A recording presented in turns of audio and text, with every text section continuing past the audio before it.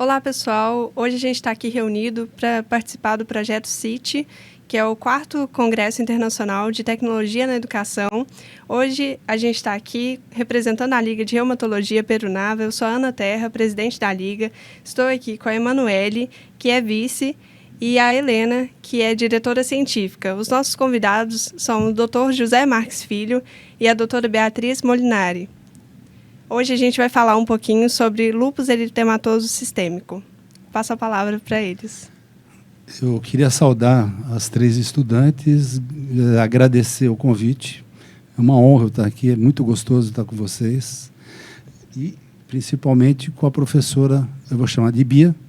A gente se trata de Bia, ela me chama de Zé. Eu acho que a gente pode tratar de Manu. Pode? Ellen Claro. E Ana Terra. A gente vai fazer um bate-papo, mas eu queria me apresentar. Eu sou o 6º reumatologista no interior de São Paulo que veio para o interior. Eu fiz minha formação toda em São Paulo. Eu acho isso importante para mostrar minha carreira e minha experiência. Eu me formei em São Paulo e eu fui procurar mercado. Hoje, quem se forma em São Paulo tem que procurar mercado no interior, sem dúvida. Mas naquela época não era muito comum.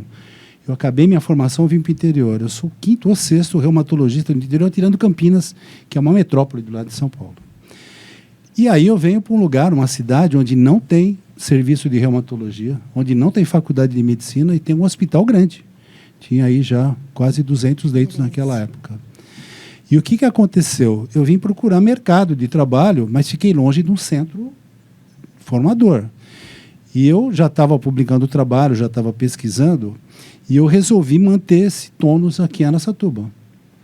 Então, eu tendo um hospital, tendo toda uma região que não tinha reumatologista, eu tinha uma chance enorme de me fixar como reumatologista e poder fazer ainda a minha carreira aqui, longe dos grandes centros. Isso é um desafio, porque a gente precisa do grande centro para discutir caso, laboratório. A professora sabe disso. Foi um desafio. E hoje, com 40 anos de clínica aqui em Araçatuba e vendo doente todo dia, eu vejo que eu não me arrependo. Eu tive uma carreira muito interessante, longe dos grandes centros, e eu consegui fazer uma carreira, continuar publicando, continuar estudando, longe dos grandes centros. Eu tenho um orgulho enorme.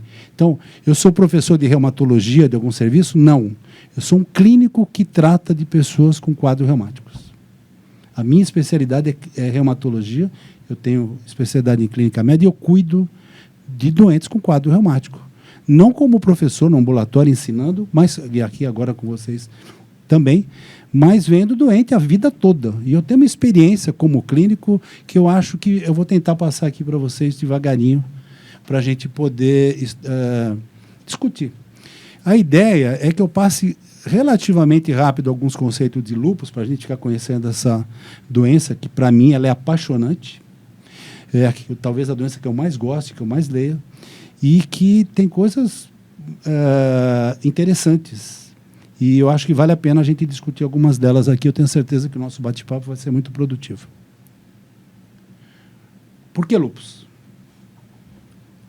Eu não sei se ela tem cara de lúpus, mas teve alguns autores franceses que achavam que sim.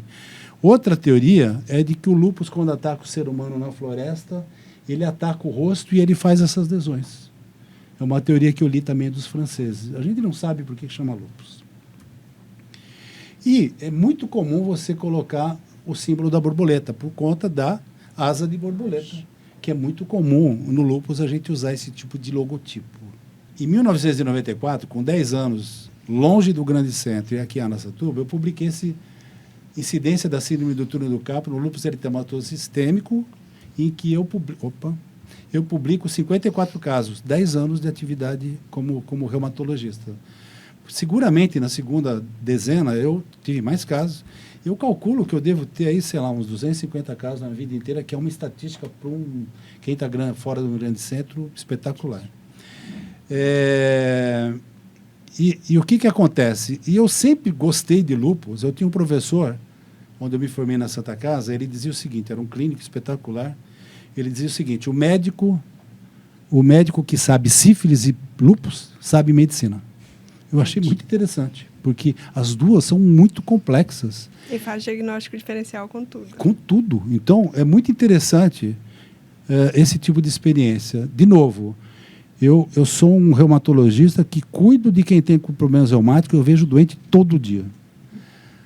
Aí eu continuei publicando. Então, flegmasia cerúlea dolens em paciente com lúpus eritematoso sistêmico no puerpério. Isso aqui acho que foi alguns anos depois. Uma paciente no puerpério faz uma TVP enorme, em 3 dias ela falece. Tem poucos casos igual esse por aí, prescrito. Então, eu fui atrás, estudando, tentando fazer o que eu aprendi a fazer na residência. Olha que legal. No TCC, que vocês são obrigados a fazer, esses 2 meninos não se contentaram com o TCC e falaram assim, professor, vamos estudar manifestações reumáticas na síndrome de pós-Covid e deixa que a gente levanta? Legal. Eles levantaram, primeira causa, artrite reativa. Covid, artrite reativa. Segunda causa, lúpus. Vários casos de lúpus desencadeado pela resposta inflamatória. Pela resposta inflamatória do Covid, um quadro completo. O trabalho ficou muito bonitinho, aí eu fiz com eles. Acabei de publicar 2 residentes da Santa Casa, efeito colateral do adalimumab, induzindo lúpus, Acho que faz um mês que nós publicamos. Os 2 querem fazer reumatologia, interessados, a gente escreveu, está publicado. Então, a ideia é que mesmo fora de um grande centro, e talvez alguma de vocês vai trabalhar num pequeno centro, a gente consegue manter uma vida acadêmica. Eu acho que esse é um exemplo que a gente tem que seguir. E é importante, né, para ter uma referência aqui na região, porque o lúpus é uma coisa muito comum e que quase ninguém diagnostica, né? Não é muito comum. Mas... eu fiz as contas, e o adulto é mais ou menos, nos Estados Unidos, 125 para 100 mil. A gente tem 250 lúpus aqui em Araçatuba.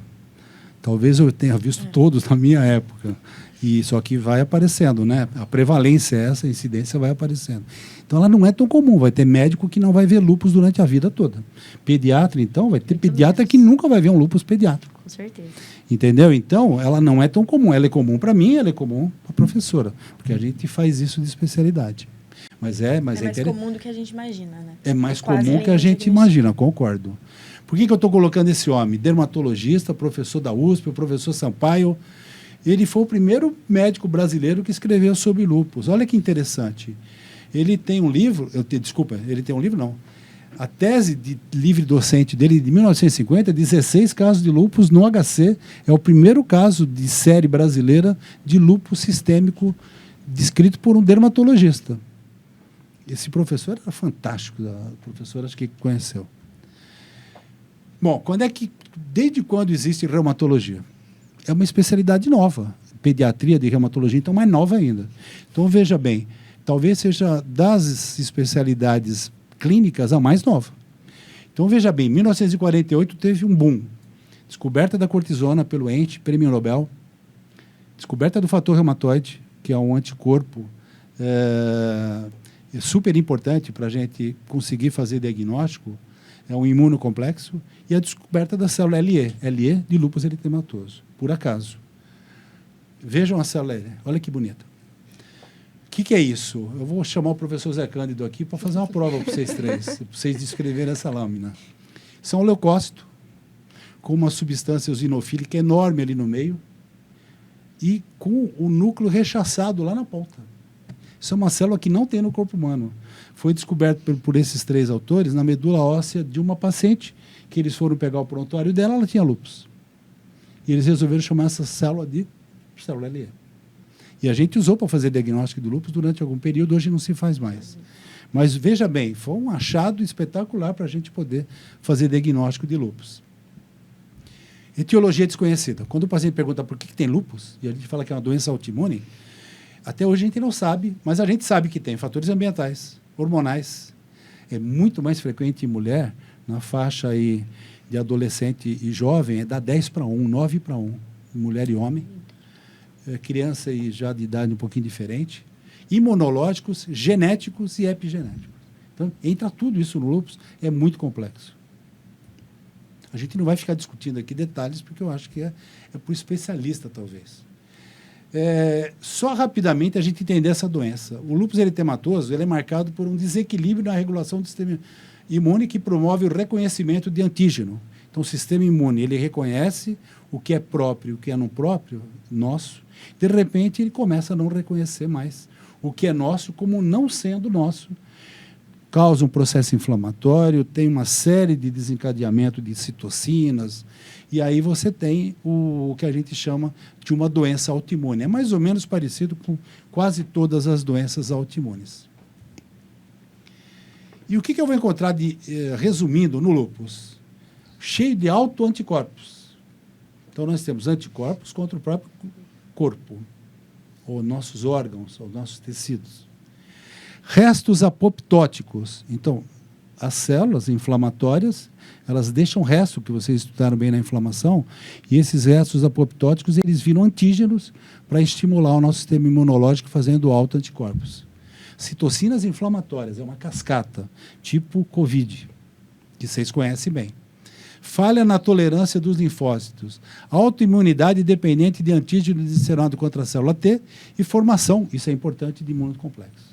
Então, esses imunocomplexos depositam em rim, pulmão, vasos e acabam dando uma doença autoimune. Eu sempre falo para os alunos que dor e inflamação aguda é boa. Se a gente não tivesse, a gente não sobreviveria. Dor e inflamação crônica é muito ruim. Então, a gente tem que ter essa noção de que uma dor crônica ou uma inflamação crônica, a gente tem doenças, infelizmente, mais graves. Bom, eu estou sendo muito prático. Fator antinuclear, FAN. É um exame que dá trabalho para o clínico, para nós, para todo mundo. Todo mundo sabe disso. Então, o nome está errado. Ele chama anticorpo contra antígenos celulares, não é contra o núcleo. Esse é o primeiro nome e depois é contra toda a célula. Começamos com o fígado de camundongo, ruim, pouco sensível, mas durante muitos anos a gente teve que fazer isso aqui para fazer diagnóstico de lúpus e célula LE. O que a gente usa hoje? Padrão ouro, imunofluorescência indireta REP2. Isso aqui de FAN é padrão. Eu vou continuar falando FAN porque é tradicional. E o enzima é uma evolução. Particularmente, é menos sensível. É menos sensível. Eu tenho um pé atrás com o enzima, com o ELISA. Eu sempre repito com imunofluorescência. Mas é um bom exame para fazer, como é que fala? Uma triagem. Em alguns casos, principalmente em grandes ambulatórios. Não sei se você conhece o professor Luiz Eduardo. Ele se formou em 1980, é meu amigo. Formamos junto, ele em Minas, eu em São Paulo. E eu vou dizer aqui para vocês que ele é o maior especialista de FAN do mundo hoje. Eu não tenho dúvida nenhuma, não sei se você sabia disso. Não. Ele é respeitado no mundo, pelo FAN. Convidado. Ele tem alguns trabalhos de FAN que são citados e que o pessoal vai na linha dele. Ele é responsável pela imunologia do Fleury. É um cara fantástico, humilde, mineiro, super gente boa. Uma delícia trabalhar com ele, aprender com ele, quietinho, humilde, um cara fantástico. Por isso que eu estou colocando aqui, ele merece. Bom, padrões de FAN. Aqui para quem mexe com FAN, enlouquece. Nucleares, nucleolares, citoplasmático, aparelho mitótico, mistos e suas correlações. Tem mais. Eu fiz um resumo aqui para a gente ter uma ideia dos tipos de FAN que a gente pesquisa. E aqui vem o rolo. Todo o congresso nosso, e a professora participa, tem uma mesa, e o Luiz Eduardo é que organiza, que é a chamada Consenso Brasileiro de Anticorpos. Eu já assisti umas 10 vezes e eu já decidi que eu não entro mais nessa mesa. Porque eu entro sabendo alguma coisa e saio sabendo nada. Pior, sabendo nada. Então eu fico com o que eu sei, depois eu sento com o Luiz e pergunto para ele o que tem de novidade e ele me fala 2 ou 3 coisas. Isso aqui é muito complicado, é para especialista. Concorda? Muito bom, até para a gente é complexo. É ruim para a gente. Bom, o que eu recomendo para clínico e para estudante? Você precisa saber essa tabelinha que é mínima. Então, você tem um padrão de imunofluorescência e você tem um anticorpo que corresponde. Então, nuclear pontilhado é anti-ENA, anti-RO. Nuclear grosso, anti-SM, anti-RNP. Aqueles lá são os antígenos. Nuclear fino, anti-RO, anti-LA. Nuclear homogêneo, anti-histona e anti-DNA. Misto citoplasmático nuclear. Tem muitos outros, mas essa tabelinha a gente tem que saber. Se a gente não souber, tem que ter uma colinha. esse é o padrão que eu tenho que conhecer. O estudante, o clínico, padrão nuclear homogêneo, que é anti-histona e anti-DNA. Marcador de lúpus, ele dá em 30% a 40% de lúpus, ele é marcador de nefropatia lúpica. Então, é super importante para o diagnóstico e para o segmento. Então, tem que guardar isso aqui. Eu estou no ambulatório, eu pego uma paciente jovem, com uma lesão cutânea, com FAM homogêneo, é o reumatologista. E aqui eu vou aproveitar o gancho. Eu acho que o clínico pode tratar quase todas as doenças reumatológicas. Ombro doloroso, lombalgia, osteoartrite, mas eu não abro mão hoje de quê? Lúpus, artrite reumatoide, espondilite anquilosante, tem que ir para o reumatologista. Porque se você não curar, entre aspas, botar ele em remissão, esses 3 casos, você está fazendo uma prática. E não pode retardar. Então, a gente precisa estar muito atento para fazer suspeita de lúpus e reumatologia.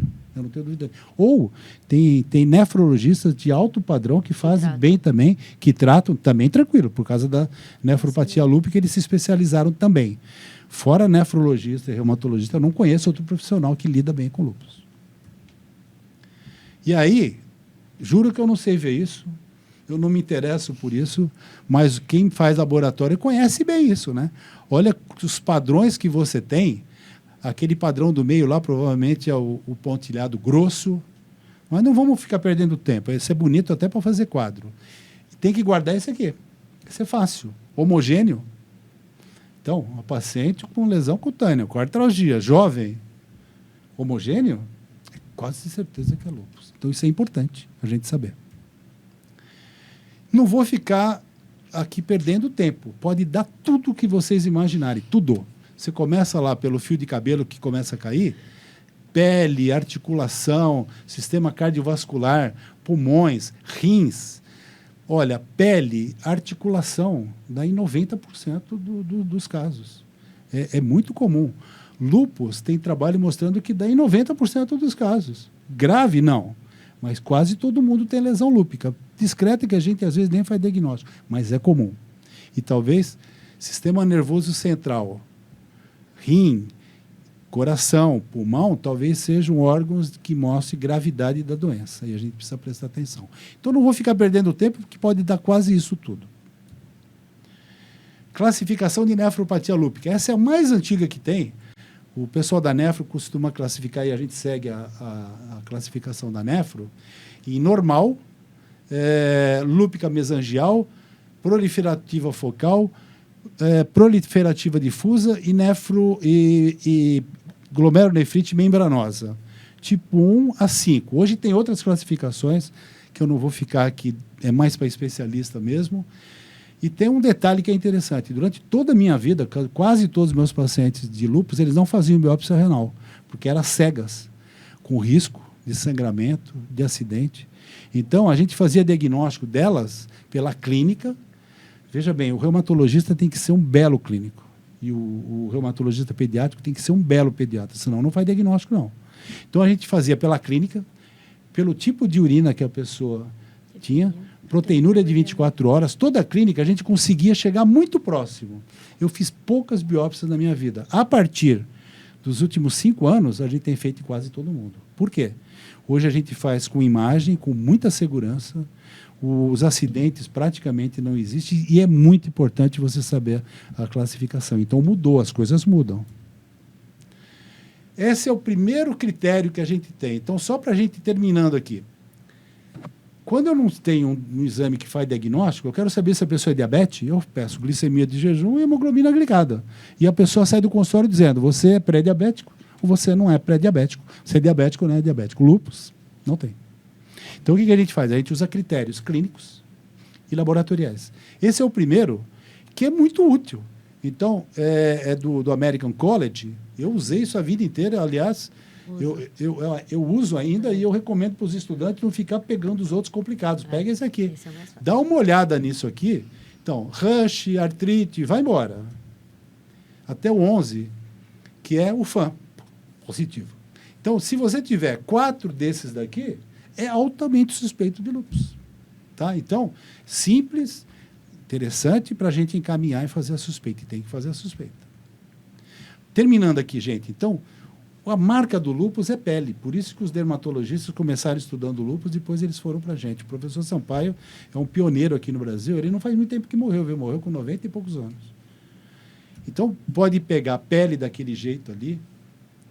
Não se esqueça que, em geral, é a área de fotossensibilidade, provavelmente ali tem praia, tem piscina.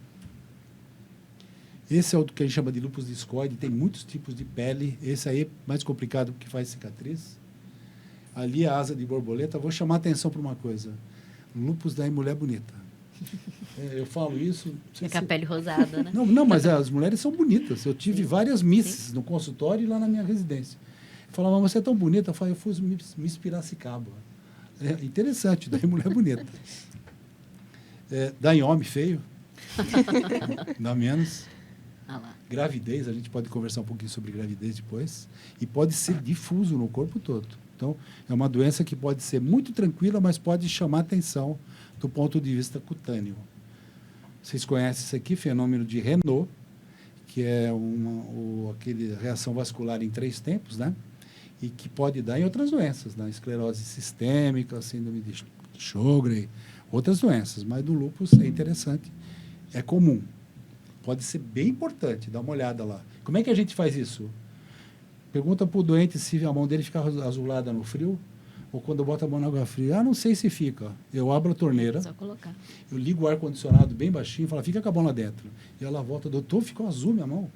Então precisa fazer esse teste, às vezes a pessoa não percebe. Pode dar uma artrite importante, às vezes com derrame, às vezes a gente precisa funcionar. E não é igual a artrite reumatoide simétrica, aquele jeitão todo. Pode ser bem mais difusa, pode dar em criança, nós vamos discutir isso aqui, provavelmente esse menino deve ter uma síndrome nefrótica, a carinha Com certeza, a carinha dele. E dá em recém-nascido, que é o lúpus neonatal, que a gente vai discutir um pouquinho aqui. Bom, eu tentei mostrar assim, bem por cima sobre lúpus, para a gente entender que doença é apaixonante essa. Apaixonante para nós médicos, não para o doente, coitado. E para a gente poder entender um pouquinho mais de lúpus e a gente poder discutir um pouquinho, continuando. Professora Bia, a gente vai continuar aqui. As minhas referências, dá uma olhada nessa referência, 1978, atual, né? Professor Sampaio. A professora Bia tem, acho que, 2 slidezinhos aqui, e vai ser muito interessante a gente poder fazer esse balanço do lúpus adulto e do lúpus da criança. Vamos lá, queria agradecer também o convite das meninas da Liga de Reumatologia e dizer que é um prazer imenso também dividir aqui o nosso bate-papo com o professor José, né, que é uma inspiração para a gente. Tenho muito menos tempo de clínica, mas também já comecei a perceber aí essa diferença da gente estar afastado dos grandes centros, aí, das dificuldades e também do bônus da gente poder ajudar pessoas que talvez também não tenham esse acesso tão fácil, igual talvez as pessoas que estejam mais próximas aí desses grandes centros. Eu deixei minha aula aqui, nossa discussão, mais comparativa ao adulto, porque acho que o Dr. José já esclareceu bastante coisa em relação à etiologia, sinal, sintoma. Então, eu resolvi que a gente pode conversar mais sobre essas diferenças mesmo da criança e do adulto. Então, ser reumatologista pediátrico é mais complicado porque todas as vezes que a gente lida com criança, que a gente lida com família, a aceitação é muito mais difícil e o diagnóstico também é muito mais complicado porque aí o diagnóstico diferencial ele abre um leque muito grande aí para a gente conseguir adequar essa criança e ter um real diagnóstico. Até porque, assim, a mãe às vezes percebe, mas existe muita coisa na criança, no lúpus infantil, que é aquela coisa muito inespecífica, que nem a criança em si consegue distinguir ali ou falar pra gente o que ela tá sentindo. Aqui eu deixei que era em menor de 18 anos, a gente a priori fala que é 16, mas até os 18 aí a gente ainda puxa pro nosso lado. E uma coisa que tem real diferença com o adulto é essa maior morbimortalidade. Então, a gente percebe que quando a gente lida com o diagnóstico de lúpus sistêmico juvenil, a morbimortalidade é maior, os sintomas eles são muito mais agressivos, o diagnóstico ele abre muito mais grave. Então, ainda bem que a prevalência também é menor. É muito menor, graças a Deus. Então, assim, a prevalência é muito pequena, mas quando a gente realmente tem o diagnóstico, as lesões ali e o acometimento sistêmico é muito maior. Então, eu acho que talvez seja por isso. A gente tem um acometimento sistêmico muito maior. Eu não sei, né? O adulto tem bastante dermatológico, tem pulmonar, tem a parte de artrite. A gente até tem ali também uma porcentagem grande de artrite. Até o começo, com 7, 10 anos, até é grande. Mas a nossa porcentagem de nefrite lúpica e comprometimento neurológico é muito grande.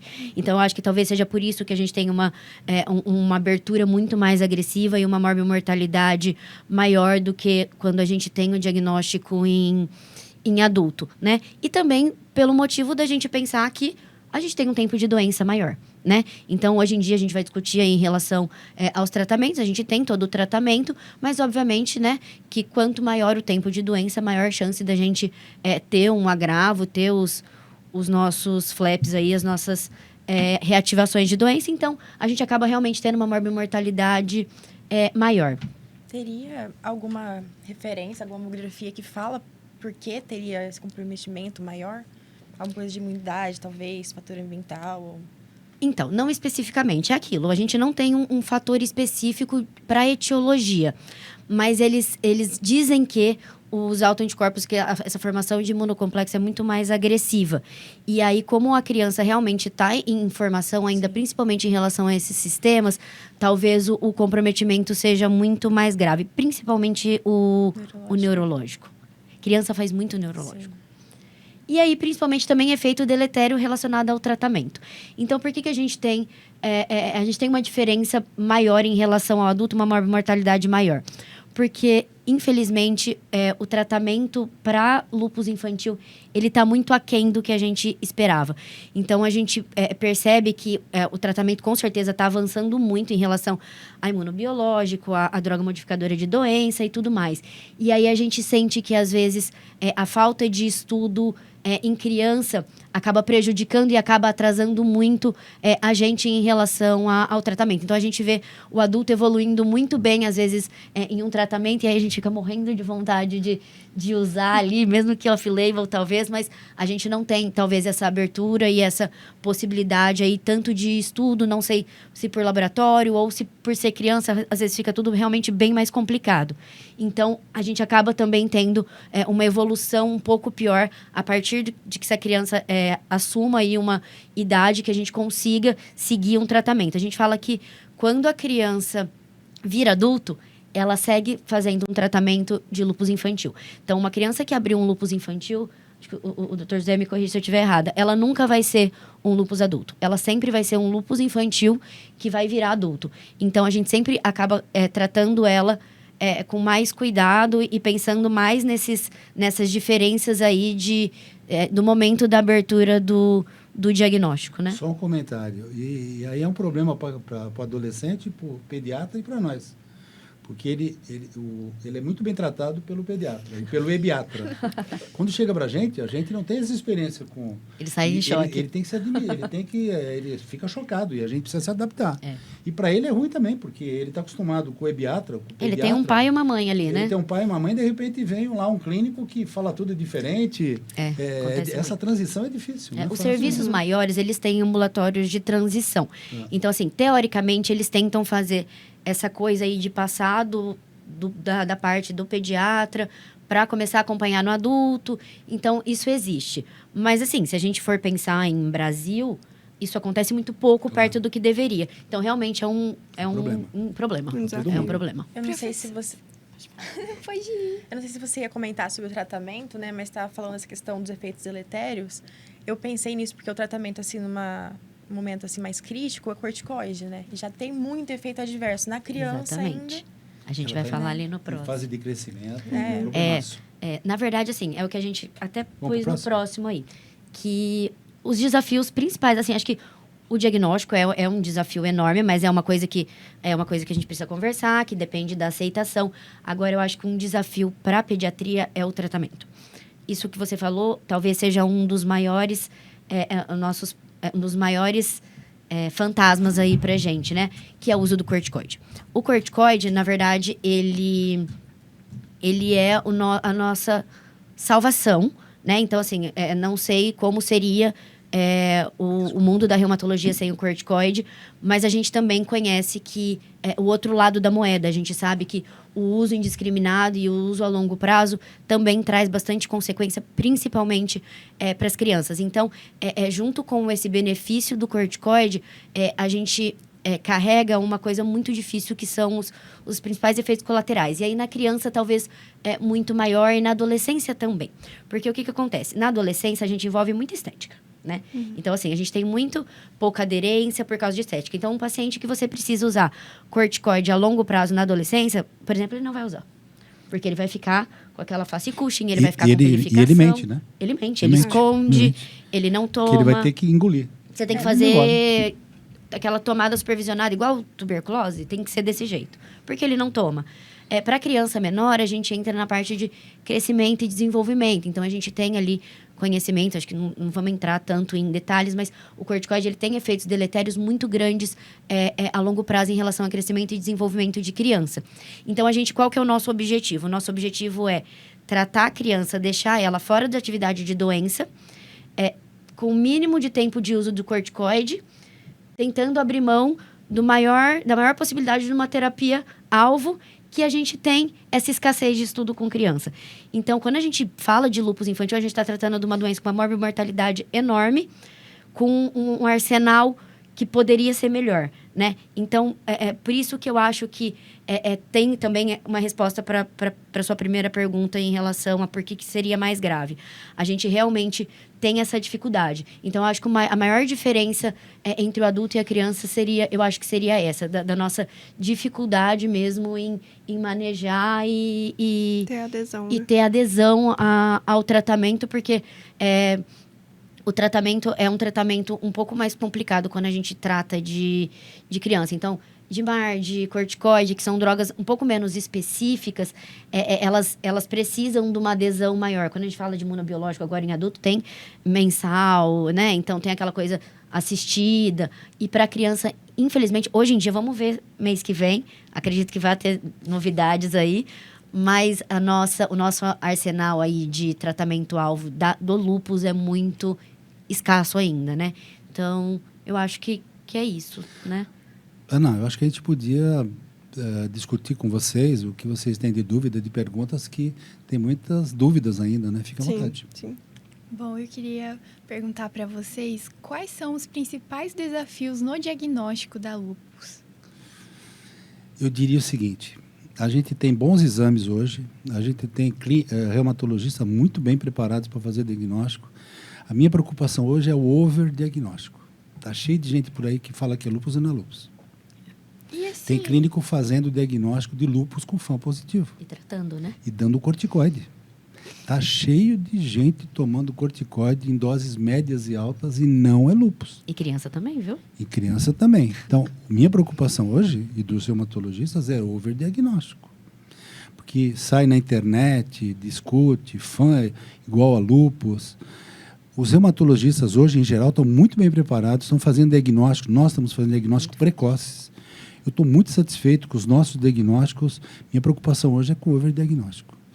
Quando eu cheguei aqui em Araçatuba, eu tinha muita gente com febre reumática tomando benzetacil, que não era. Eu tirei mais benzetacil dos meninos do que dei. E agora eu estou tirando mais corticoide do que dando. Então, essa é uma preocupação. É iatrogenia com overdiagnóstico. E aí acaba atrapalhando até na investigação também, né? Completamente. Eu vi doente tomando corticoide há 2 anos. Ele me trouxe todos os exames e ele não tinha lúpus.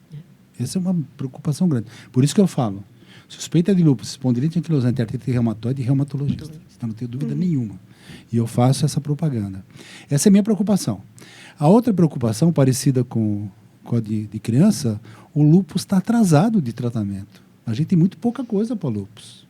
Por exemplo, a artrite reumatoide hoje, a gente praticamente cura quem tem artrite reumatoide. Para você ter uma atividade grave de artrite reumatoide, o AIJ tem que... É má prática. É má prática. É má prática. A gente praticamente cura, coloca em remissão. O lúpus não é assim. A gente consegue uma remissão parcial, a gente não tem ainda uma terapia de imunobiológico avançada, a gente usa muito pouco biológico em lúpus, tomara que apareça. Alguns casos, está em estudo. Essa é outra preocupação. Mas tem um dado interessante que eu sempre chamo a atenção. Década de 60, sobrevida em 5 anos. 50% morriam, metade das pacientes com lúpus. Sobrevida hoje de lúpus acima de 96%, 97%. Por que morre? Infecção e medicamentos. Não morre mais da doença. Morre muito pouco de atividade da doença. Infecção e medicações imunossupressoras, corticoide. Então, o foco hoje é a arte de melhorar nosso tratamento. O que está matando gente que tem lúpus é medicamento e infecções. A gente tem esse problema com a indústria farmacêutica, né? Eles vão no que vai gerar capital, então, eu acho que as minhas 2 preocupações é isso. O overdiagnóstico e a gente ainda tem que melhorar muito nossa terapia do adulto também. Eu concordo. Eu acho que isso tem até a ver com a minha próxima pergunta. Você quer falar alguma coisa sobre isso? Eu só ia comentar que para a criança, a única coisa que talvez seja um desafio de diagnóstico é que às vezes a gente tem sintoma muito insidioso, né? Tá. Então, muito difícil, assim, você chegar com um lúpus muito floreado, né? A não ser que ele abra uma manifestação muito grave, né? Mas quando a gente tem essa coisa mais pele, mais artrite, que a gente estava até discutindo hoje, de você às vezes não virar um anticorpo ainda, você começa a ter um início muito insidioso e aí você começa com a investigação, aí quando você realmente não fecha critério, você não quer perder esse doente, você quer que ele continue acompanhando. Mas se os sintomas desaparecem, você, principalmente criança, você perde esse paciente não volta, esse paciente volta com o pediatra e aí não volta para você. Então, aí quando você Dificulta faz o diagnóstico, Uhum. já se passaram talvez 5, 6 anos Sim. do início da Até mesmo atividade até da chegar no doença. reumatologista, né? Perfeito, Demora muito muito. difícil, Uhum. muito difícil. E quais são os impactos a longo prazo do lúpus nesses pacientes? E qual que é vamos dizer, o papel da equipe multidisciplinar nesse tratamento? Tá. Vocês sabem muito bem que ninguém trabalha sozinho hoje. Uhum. Né? Eu acho que não dá para tratar praticamente nenhuma doença, desse tipo sozinho de jeito nenhum. Possível. A gente precisa de nutricionista, precisa de fisioterapeuta, precisa de educação física, precisa de todo mundo. O problema é o seguinte, uma coisa boa. Existe uma porcentagem muito grande que eu chamo de lupinho. Que lupinho parece que não tem em criança, mas em adulto tem. É aquele lupinho que dá uma dor articular, uma pelezinha, vai muito bem, então. E a paciente vai andando. E a gente chama de lupinho, e não é raro, tem muitos. A gente faz diagnóstico e vai levando. Tem um grupo intermediário, em que a gente precisa, muito atento e com uma terapia boa, tem uns 10% que são muito graves. E aí, infelizmente, pode levar a sequela, óbito. O foco é nesses 10%. A gente precisa ficar muito atento. Então, o que acontece? Eu preciso da equipe. Quando o caso é grave, a gente trabalha muito mais intensamente, a gente vê o doente todo mês, cada 2 meses. Eu tenho lúpica que eu vejo a cada 6 meses. Não tem nada, me manda dor. Pele. Tá tudo bem com você? Tá tudo bem. Dor, não. Pele, não tem nada. Precisa ir aí? Eu falei, volta daqui a 6 meses. E não é pouco.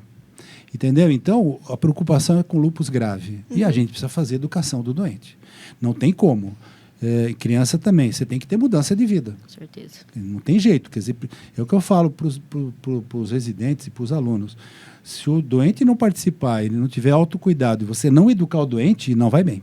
Tem que começar todo mundo, né? Doente é família, marido. Toda doente de lúpus, ela tem o meu WhatsApp. Todo. Porque ela fala, me chama às 3 horas da manhã se tiver febre. Mas se você me ligar no sábado à noite e perguntar se você vai poder tomar caipirinha, eu vou ficar bravo com você. Educa o doente. E eles obedecem. Eles sabem. Você precisa educar o doente, numa boa. E olha, não atrapalha não, viu?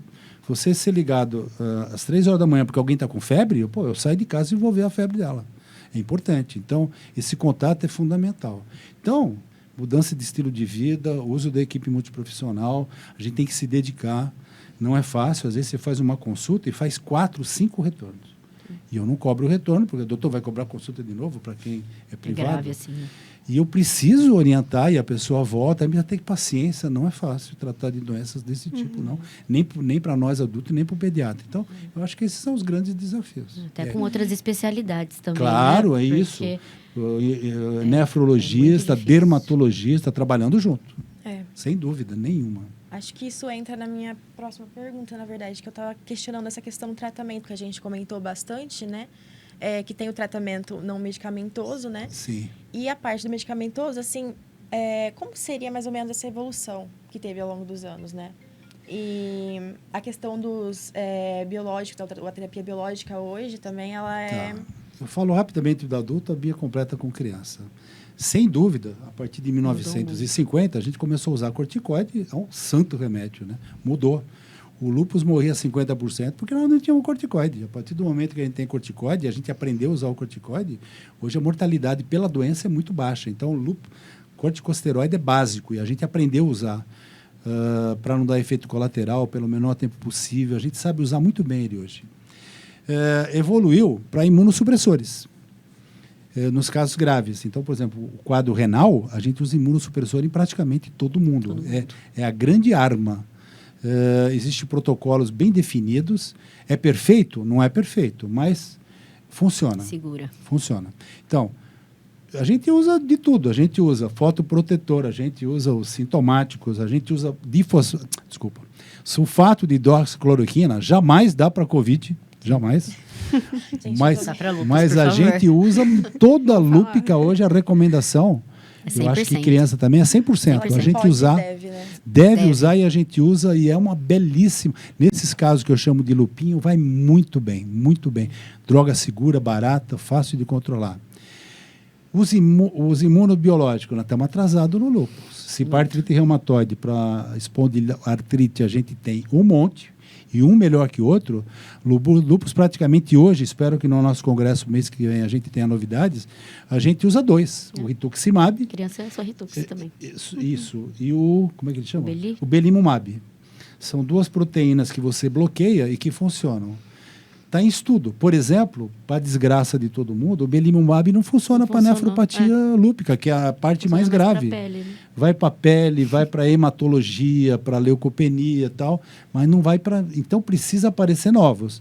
E o rituximab, que é um excelente biológico, em determinadas indicações bem feitas, ele funciona muito bem. Funciona muito bem para sistêmico, né? Para isso, tanto em adulto quanto em criança, e a gente usa. Então, a gente está pobre ainda, infelizmente. Os imunobiológicos, assim, se avançassem, poderiam, por exemplo, diminuir o uso de corticoide? Com certeza. Assim, com certeza, e encurtar é e a gente usa mais. Mas, infelizmente, como é que eu vou te dizer? A perspectiva não é muito grande, viu? Estão aparecendo bons estudos, a gente tem esperança, mas eu acho que nunca vai chegar como a artrite reumatoide, que funciona como a artrite reumatoide tem uma incidência talvez bem. maior, né? Então é mais interessante. Talvez eu acho que com o tempo aí a gente vai crescer, mas ainda, lamentavelmente, as nossas armas não são boas. Mas com poucas armas, corticosteroide, cloroquina, outros DMARDs que a gente usa, que são medicamentos químicos que a gente consegue controlar a doença. Tem alguns que funcionam muito bem. Metotrexate, micofenolato, mofetil. A gente tem alguns que vai bem. Então, o reumatologista sabe manejar bem. E agora, com esses 2 imunossupressores, a gente consegue fazer um tratamento bastante razoável. Mas eu não estou satisfeito, eu tenho certeza que a professora também não está. E nenhum reumatologista está. A gente está procurando coisa melhor. Doutor, e com relação às grávidas, como é que funciona essa diferenciação? Você quer completar em relação... É isso. Tranquilo? Mais imunobiológicos. Eu tenho uma dúvida em relação bem rapidinho, em relação aos medicamentos. E como que funciona a disponibilidade para esses medicamentos no sistema público, principalmente na questão da criança? Então, esse é o problema. Na verdade, assim, essa dispensação geralmente é alto custo. Então, não são medicações que são disponíveis diretamente em farmácia e, quando disponível, o valor não é muito acessível, principalmente os imunobiológicos. Então, precisa de toda essa formulação de papel de alto custo, e aí a gente entra nesse problema de criança. Tudo via SUS. Tudo público. Né? Então, tem ali o formulário de alto custo, e aí, se eles autorizam, você consegue dispensar essa medicação ali mensal sem problema nenhum. A gente tem um problema na criança, que é a liberação dessa medicação. Então, o que acontece é que a maioria desses imunossupressores e desses imunobiológicos em bula são a maioria para maior de 18. Então, a gente tem um problema muito grande, que a gente acaba usando off-label e tentando, de uma forma ou outra, introduzir essa medicação na criança, mas, infelizmente, às vezes a gente tem esse bloqueio porque em bula não são medicamentos que são liberados para criança. Muito poucos deles. Esse uso off-label, principalmente nos grandes centros. Principalmente. Com professores experientes. Centros de infusão, Centro de infusão, com todo o controle. A gente, em geral, na prática, a gente não faz esse tipo de coisa, não. A gente tem nem deve. Nem deve. A gente tem essa coisa de, infelizmente, a gente não conseguir e de que, graças a Deus, a gente tem ali essa possibilidade de ter estudos em criança. Mas liberação para imunobiológico, para lúpus, para AIJ a gente tem. Agora, para lúpus, por exemplo, o rituximab é muito restrito. Muito restrito. Então, a gente acaba abrindo mão mais dos DMARDs, que a gente chama, né? Que são desses imunossupressores e do corticoide, né? Então, por isso que, às vezes, a gente tem esse desafio de tratamento em criança, mas... Acaba tendo que passar para os grandes centros e a parte financeira acaba prejudicando bastante. Né? Ana, você falou em termos de gravidez. Então, é assim, desde quando eu me formei, o lúpus é o grande terror dos obstetras. Eu cansei de ver paciente com lúpus falando, você não pode engravidar, de jeito nenhum. E era essa a recomendação dos obstetras, eles enlouqueciam com as lúpicas. Isso mudou muito. Por quê?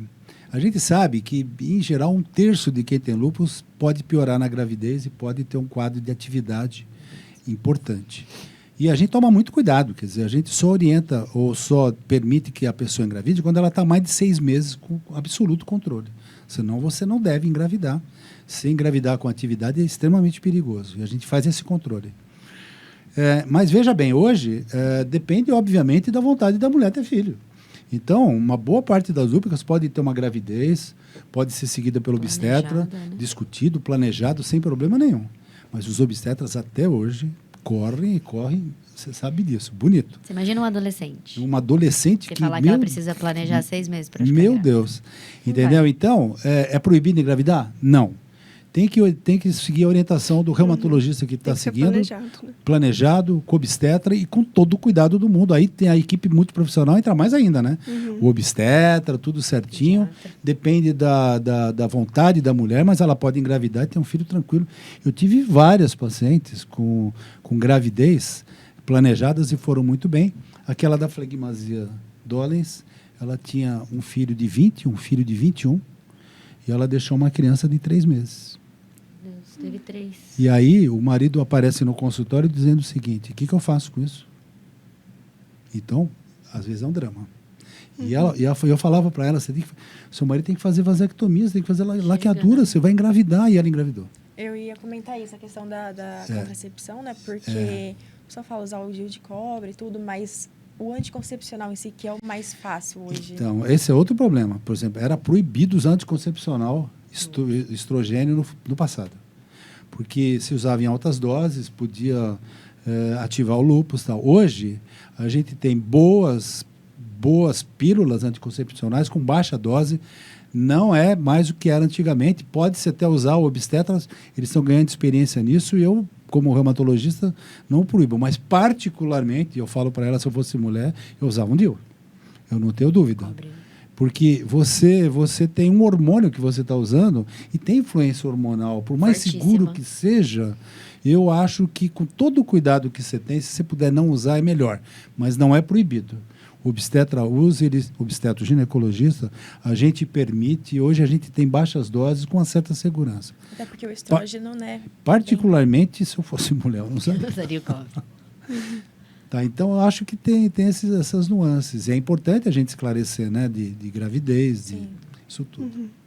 Porque configurando uma gravidez de alto risco, né? Às vezes, nos casos graves, sim, principalmente quando não é planejado. Quando é bem planejadinho, é mais tranquilo. E quais seriam as principais consequências para a mulher? Consequências da gravidez? Da mulher grávida com lúpus. Então, 1/3 delas podem entrar em atividade. Eu te diria, eu não vou saber a minha estatística, mas eu perdi umas 10, umas 7 mulheres grávidas com lúpus. E para o bebê, para o feto? Então, para o bebê, a Bia vai poder falar, a professora, é mais tranquilo. o bebê está na boa. A mãe é que é problema. Porque ela pode entrar em atividade, ela pode entrar numa atividade pior do que ela tinha, e eu perdi algumas. É triste para chuva. Você imagina você perder uma grávida com atividade lúpica, não é fácil. Mas a criança tem mais sorte.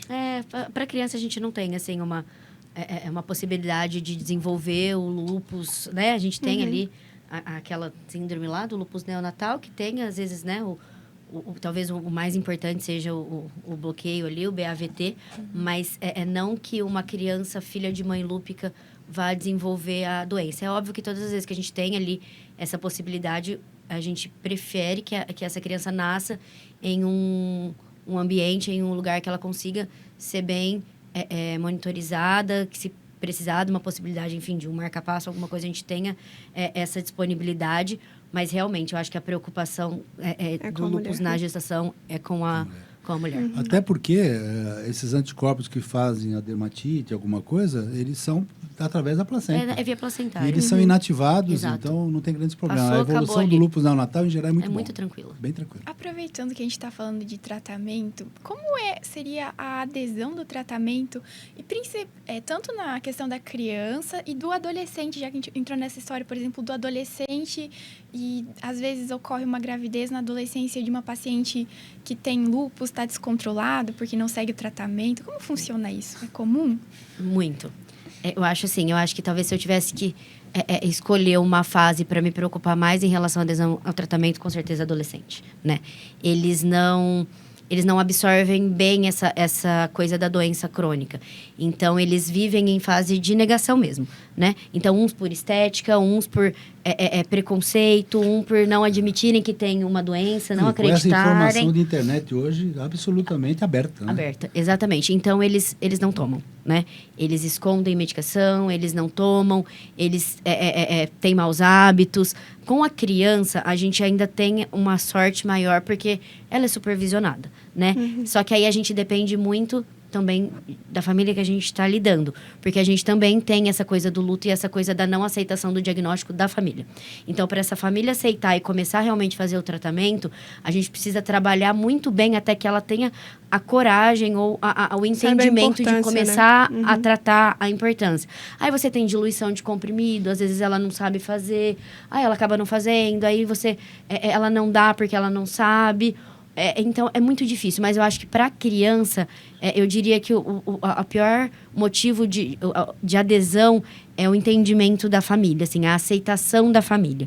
E o adolescente é a aborrecência, né? O adolescente, você não vai convencer. Interessante isso, né, da questão da aceitação, porque eu muito imaginaria que o lúpus, por ser uma doença, né, não é, por exemplo, psiquiátrica, que hoje em dia ainda tem muito estigma, né? Eu não imaginava que tinha esse problema. Assim, às vezes você precisa privar ele de algumas coisas, por exemplo, né? Então, o adolescente, você acha que ele vai no sol passar protetor, ele vai usar boné, ele vai...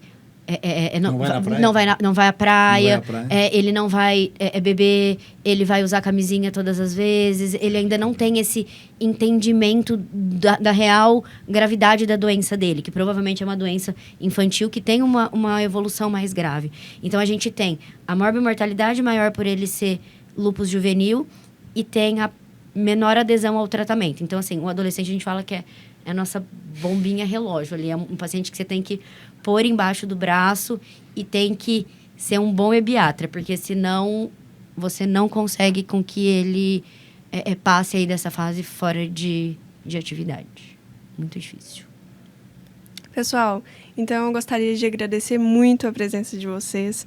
Foi um prazer imenso estar aqui nesse dia e discutir isso. Eu acho que foi prazeroso tanto para a gente, né? E eu espero que para vocês de casa também.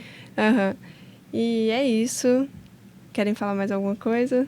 Não, eu só queria reforçar os agradecimentos. É sempre muito bom aprender com vocês e com certeza a gente vai levar para a vida isso. Sim, né? Agradecer mesmo por ter essa oportunidade de aprender com vocês, que são... Só um comentário. A gente aprende todo dia com vocês também. É verdade. Vocês nos ensinam muito Aqui eu aprendi e no corredor, nas aulas, a gente aprende muito com vocês. A coisa mais gostosa do mundo, eu falo, ser um eterno estudante. E a gente conversar, é uma discutir. troca, né?